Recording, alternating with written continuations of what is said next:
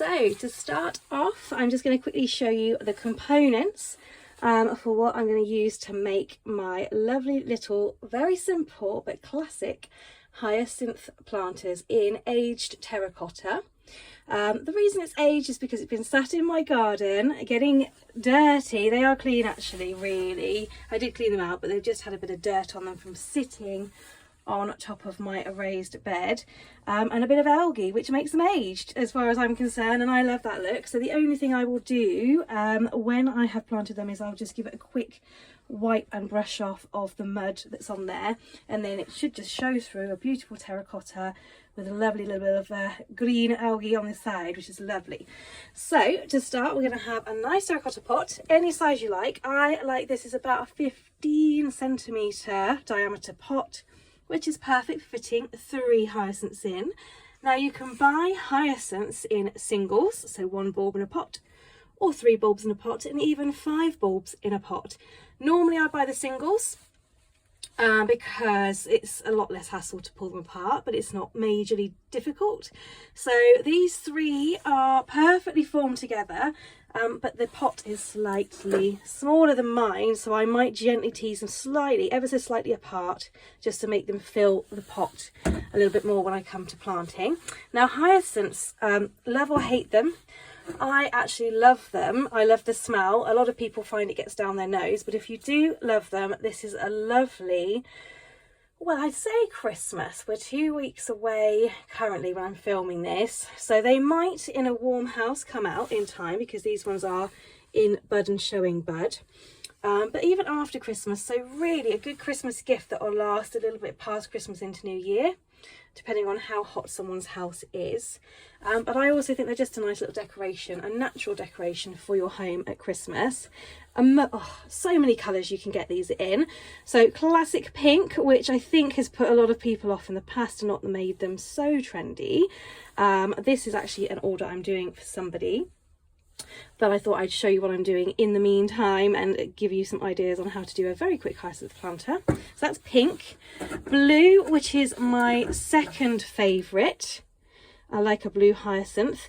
And I will be planting these in 1 colour sets. So I'm not mixing the bulbs up. You can if you want to, if you like to have mixed colours, but I prefer to have a single colour in a pot. I personally like the look of that. I think it looks quite classy and elegant, but feel free. This is your pot. If you want to mix up the colours, please go ahead. I have no problems with that whatsoever. And then this is my favourite colour, lovely classy white hyacinth, which I also think is lovely for Christmas and winter. So actually, just so you know, hyacinth bulbs, these are forced hyacinth bulbs, so they've been grown especially so that they're coming out for sort of around Christmas and late winter time. Now you can pick up these sort of potted forced bulbs in garden centres from early November and all the way through into January, even February, sometimes March and April, depending on whereabouts you are in the country or world. But they're just so lovely. So even after Christmas, if you want to freshen up your house or have some nice decorations that are sort of wintry, natural, but not necessarily Christmas, I think hyacinths are a great way to do that. You can of course also get the narcissite, like Bridal Crown is a good example, which are also forced bulbs for this time of the year. And again, you can put those up in garden centres. They look quite nice, planted in clusters or singles in terracotta pots, and even glass vases as well for the home. Yes, so anyway, this is what I like to do, and I like to replace them if I can and have time and inclination in January and February, so it keeps them looking fresher. Once one lot have flowered, I will cut them down. I will put the bulbs aside to go in the garden, which I have got some in the garden from previous years, and they do perfectly fine, and they just come out in spring like a normal bulb would. And then I just replace them with fresh bulbs. So yeah, so it's not just a Christmas thing. Hyacinths aren't just for Christmas, guys. They are for winter time as well, which I love. However, today I am filming a lovely Christmas gift idea. So simple, something you've probably seen 1,000 times over, but I'm just going to share with you how I do it. And also a nice bit of holly there to give us a little festive spirit. So we've got our hyacinths, we've got our pots, compost, peat free of course. Would recommend mixing in a bit of grit if you've got it. I haven't got any today. It's not the end of the world. They're only hyacinths. They don't need a lot of attention at all. So peat-free compost, and I've got some moss to go on the top, and then I will be using a little bit of my polystyrene recycled upcycled filler just to add a bit of drainage in the bottom and create a small sort of drainage reservoir, as it were. I am using terracotta pots with holes in. There's so many planters you can get for indoor purposes which do not have drainage holes in, which is fine. They have their place, they hold the water. I recommend if you get one without a hole in, you plant into a plastic pot that fits inside the terracotta, if it hasn't got a drainage hole in the bottom, and then place your plastic pot on top of whatever drainage mechanism you're using. So whether it's polystyrene like I'm going to do, or gravel, grit, pebbles, shell broken up in the base. So if that didn't have a hole in, I would put that in first and then place my plastic pot on top, and then put my moss around the top. So if you haven't got terracotta or pots with holes in for indoor purposes, that's what I would do. Of course, if you're doing what I'm doing and having the drainage hole, which I highly recommend doing, is a much better way around, you will of course need some sources under those if they're going to be on your nice furniture inside the house. Anyway, so that's enough of my waffle. Let's get on with the DIY video. So let's get started. So what I have got to apologise for is, you can see my tripod. My little spider tripod, which I've had for years, has just decided it was going to break one of its legs. So I can't get my phone in the right position to not see the tripod. So I apologise for that. But this is, you know, home video making of a YouTuber. New YouTuber. Anyway, so ignore that bit and concentrate on this bit.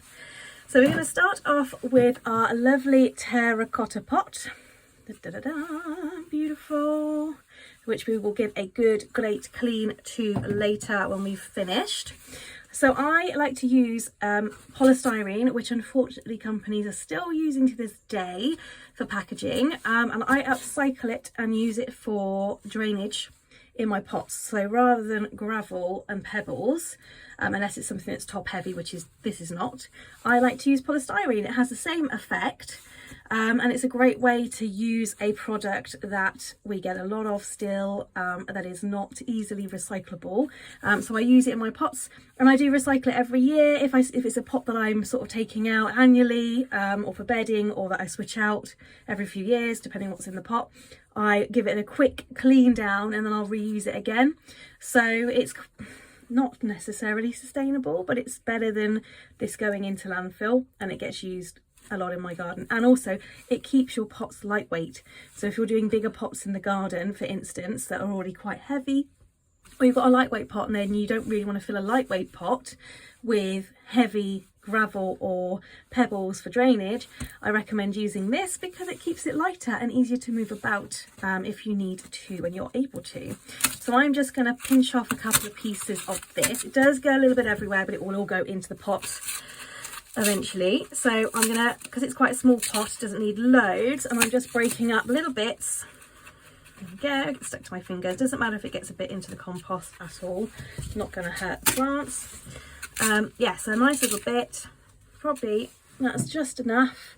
So that is probably about there. That's about, what's that, just over an inch, 3 or 4 centimetres, 3 centimetres from the base. Just enough to act as a bit of a drainage reservoir to protect roots from sitting in water. If this is in a saucer and you sort of overwatered it a bit or whatever, it just helps with that and the drainage of said water. Stops the compost from getting too soggy, but also helps retain a little bit of moisture as well. And then we're going to go in with our lovely compost, peat free. Actually, for this video, I'm using peat free from B&Q, but I do quite regularly use Rocket Grow, which are also fantastic for container gardening.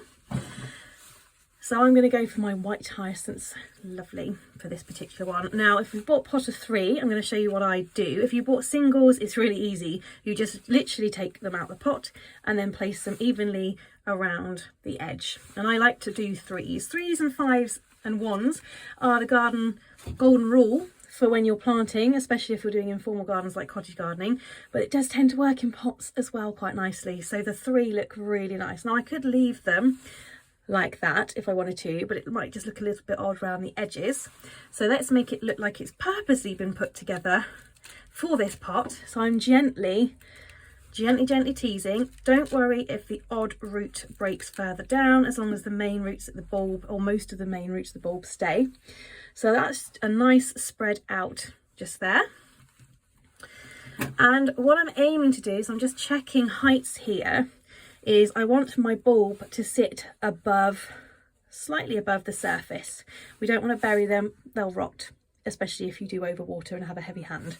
So ideally we want nice lots of air to get around these bulbs, so the roots go under and reach the surface of the compost, or just touch the surface, and the bulb is going to sit nicely just on top, so raised above the edge where possible. So that's quite a nice height, I think, actually, in terms of compost. And I haven't broken too many roots off, which is good. But like I said, don't worry about being a little bit harsh with them. If you want to tease them a little bit harder than that, they will take it. Right, I'm just going to move my other hyacinth out the way a minute, and my moss. There we go. So now I'm just going to go around the edges with my peat-free compost and gently tuck in around and about and in the middle.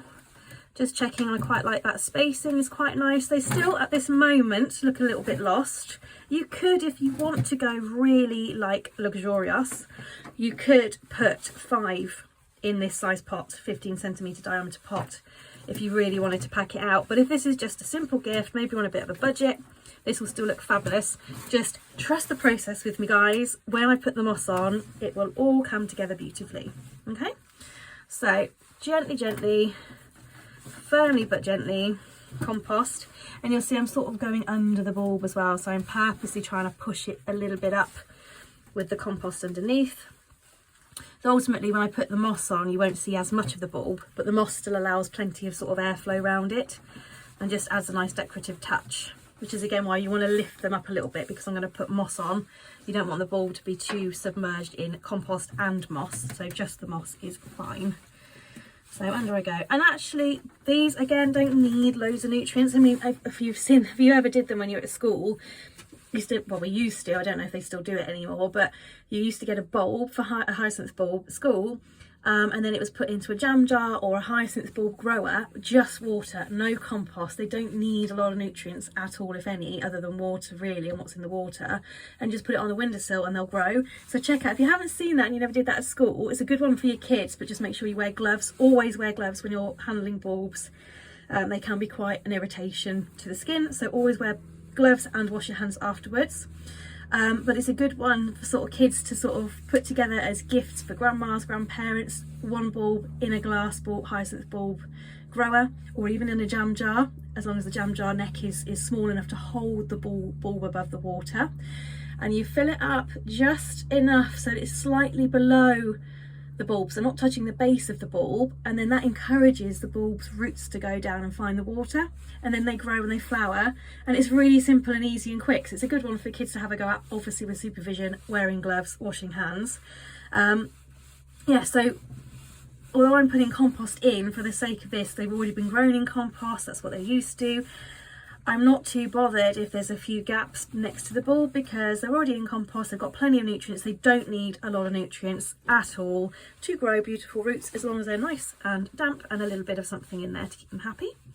So that will do. As you can see, I've put a little bit of muddiness on the bulb, but when this dries off inside, I'll just give it a quick wipe down, although you won't see it very much because of the moss layer that I'm about to put in.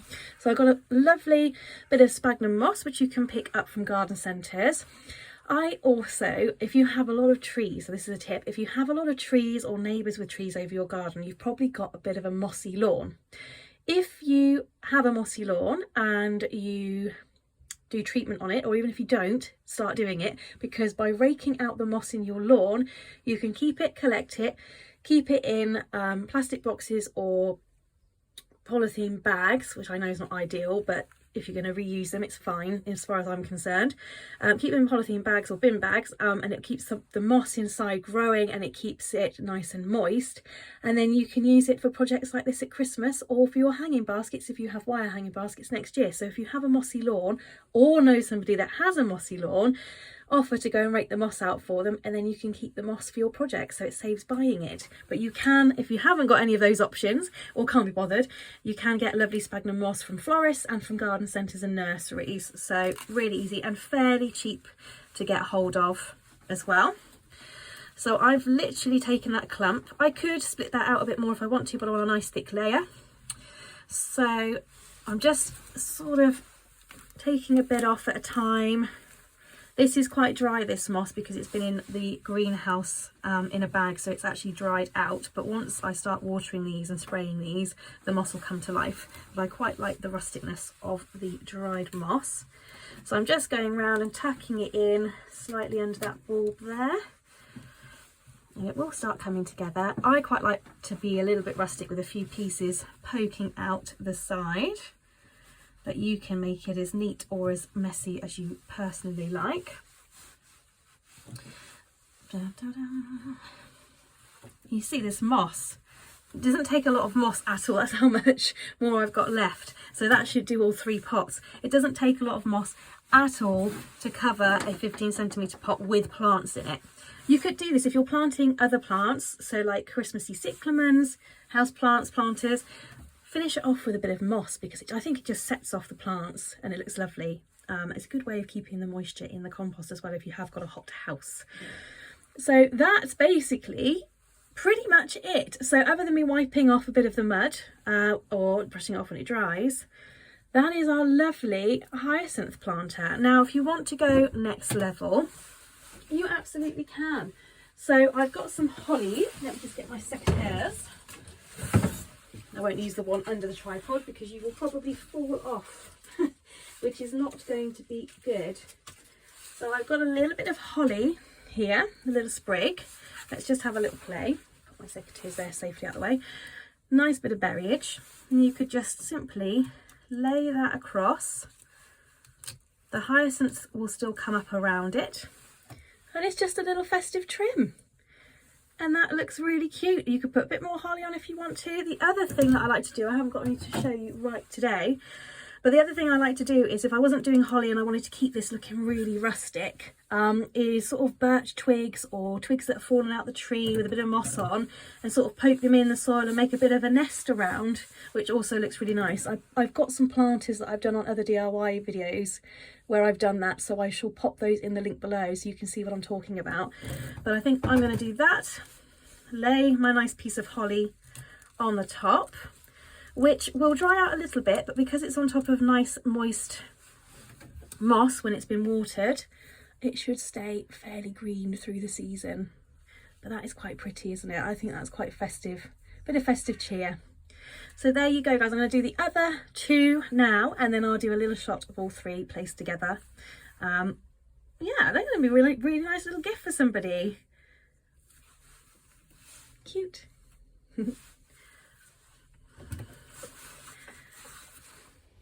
So there we have it, guys. These are our lovely hyacinth bulb pots with a sprig of lovely festive holly. They are going to look really cool when they come out, and that sprig of holly just gives it a bit of colour right now whilst we're waiting for the bulbs to arrive. How cute are they? I've kept the labels just underneath the pots, so I'll be putting those in so the guy that ordered them from me will know what colours they are. If they want to, they can leave the labels in or take them out. But yeah, there we go. A very quick, simple and cheap Christmas gift that you can hand make yourself from the potting shed. Oh, there's a bit of a compost on there that needs coming off, look. But we'll give those a tidy up. We'll give them a bit of a wipe. Just a quick wipe, because they are meant to look rustic. Yeah, look at that. Beautiful.